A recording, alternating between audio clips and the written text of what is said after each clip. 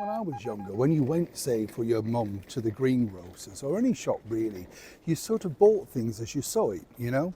I remember going to a local greengrocers and literally all the potatoes would be covered in dirt. If you bought the apples, the stalks were still on them, you know, the sort of thing. Even the carrots had the green bit at the end, you know. So you really saw nature as it was. This was really fresh. This was organic. This was what it was. And if you remember, chums, when you had your milk delivery, yes, do you remember every single day you or one of the kids would be in charge of rinsing out the milk bottle or milk bottles and putting it back outside, making sure, of course, that you found a place on the corner that if they delivered early and if they put it in that particular little plastic thing they saved, well, then it wasn't going to go off. And I often say this to younger people that I work with simply because they talk about buying organic and all of that sort of stuff. You know, generations did this far better. You know, when you think about it, we ate food simply because, well, we had a smell, didn't we? You know what I'm saying? You lifted the cloth and you thought, well, that smells all right, and off you trotted. There was no fandangled, I don't eat this, I'm allergic to that. If you were hungry, you literally had what was placed in front of you. Am I speaking your language here? This is the thing I don't understand. I was listening to a chum the other day talking to his daughter, and basically she was reading off everything she wanted, and he said, oh, well, she's allergic to this and she doesn't like that. And I thought, wow, you know, when I was that age, you just ate what was put in front of you and you were grateful. And it's a little bit like sort of the world that we live in today regarding things like climate change and stuff like that. You know, we're told time and time again, aren't we, we've got to save the planet, we've got to do this. And also when you think we've been saving the planet for years, but I've often said that other people did it better. And there was none better really, when you think about it, than these people, the Victorians. Let me explain. Good to see you today, chums. Thank you so much as ever for your time. Lovely to have your company. It's true though, isn't it? You know, you just look back and you think, well, wow, is that what they did? Or is that how they sanitized things, or, you know, public baths or whatever?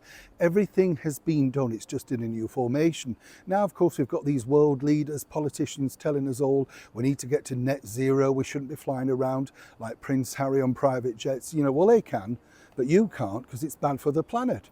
Now, I wanted to alert you to this story that I came across from, again, some of the archives that I've been reading and things regarding our wonderful British monarchy. And when you think, truly they were ahead of their time. You see, way back in 1850 in London's Fleet Street, and this was a burgeoning area at that point then, you know, the printers were sort of getting into their real action and all of the things that, you know, we expect now when the story's behind it. But there was a French photographer, and he basically came up with an ingenious idea to counterbalance what he felt was the fading sort of light, you know, because remember, everything in major houses, whether you were stately homes or indeed in a small house, was gaslit. And that also could be quite expensive because obviously if you just had the one paraffin or gas light, then you had to go out and buy it. So again, quite pricey. But he thought he'd hit upon this wonderful idea, and it was one that he decided to patent and, more importantly, present in front of the British monarchy. Basically what we'd say now is it's called reflect. Right? And he had glass and mirrors, and basically these would be placed at an angle that could easily be repositioned throughout the day to bounce the sunlight outside and bounce it inside into your room. So if you had a particular darker room at a certain point during the day, as long as the sun was in that position, well, that's what they could do. Now he thought he'd really hit upon something, and this is a bit like Dragon's Den, right? So he decided that he was going to present this to the royal court. First of all, he wrote to the Prince of Wales, Prince Edward, and basically said, you know, I've got this brilliant idea. Always looking towards the future, Eddie, he thought, let's invite you in, and he could see this. Now, the idea was to get this, put it initially at the back of Buckingham Palace, because obviously they didn't want to have it at the front. You know, they would think this would look, you know, ugly, unsightly, and would put people off. Even then, people came to visit and stand and gawp outside Buckingham Palace. But all of that was swept aside by none other than Queen Victoria. You see, she said, well, no, hang on a minute. You know, we have drapes, we have furniture, we have all sorts of things in here. What if it starts to burn through that? And apparently this wasn't something that the French photographer, the sort of person who'd originated it, had really thought of, because really he was just thinking about beaming light.